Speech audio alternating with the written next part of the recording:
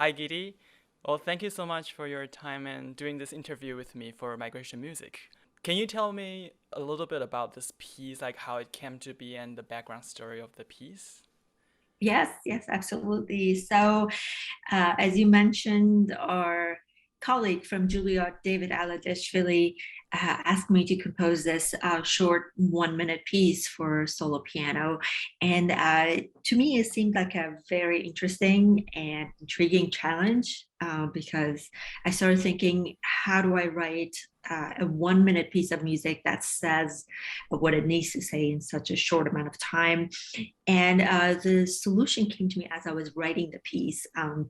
Basically, uh, it's structured around one chord, or as I like to think about it as one vertical sonority. That's the foundation of all the linear gestures and motifs that are developed during the piece. And so the result is this free flowing, contemplative, but also very playful piece that's basically a miniature.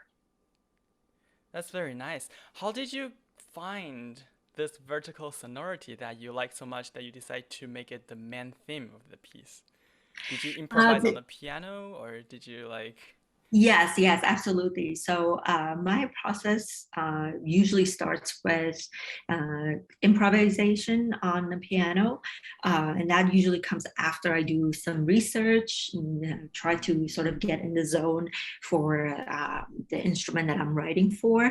And in this case, because piano is also my main instrument, it Mm, came about with just me playing on a piano and figuring out chords and the gestures that I really liked. And it was sort of like a very free flowing, through composed process.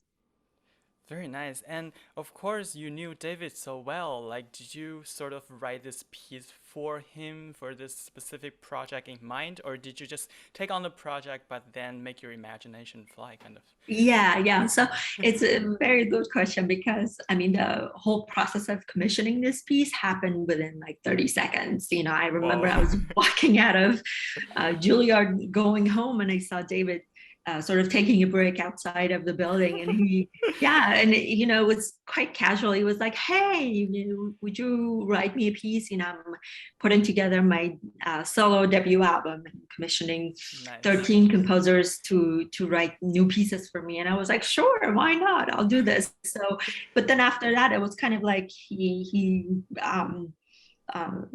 put it up to me to write whatever I wanted. So it was very much like a free collaboration. Mm, that's amazing.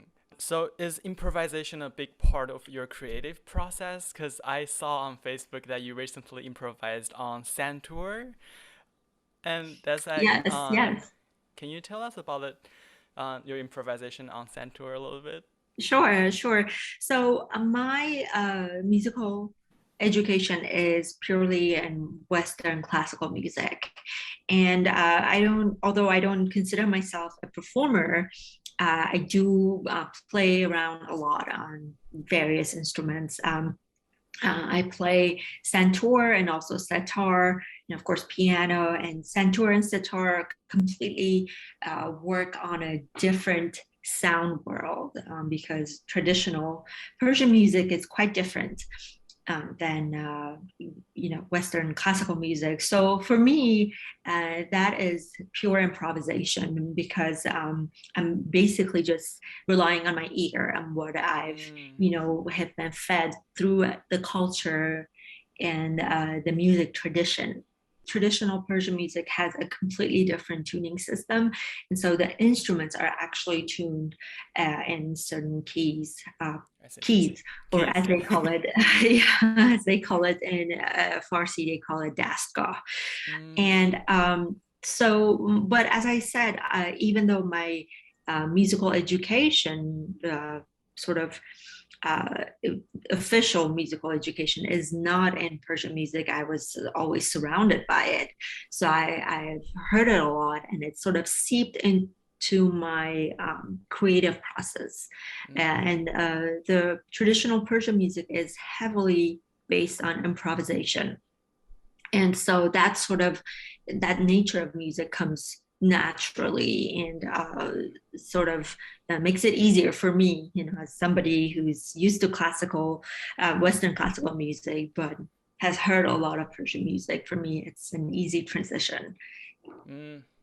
Very cool. That sort of ties back to a question that I had because your teacher John Crigliano once said about you that you have this like Middle Eastern roots that merge with your Western sensibilities to produce your music. I wonder whether that's something that you're always aware of or identify yourself with, or that was something later on in your life that you found to be doing.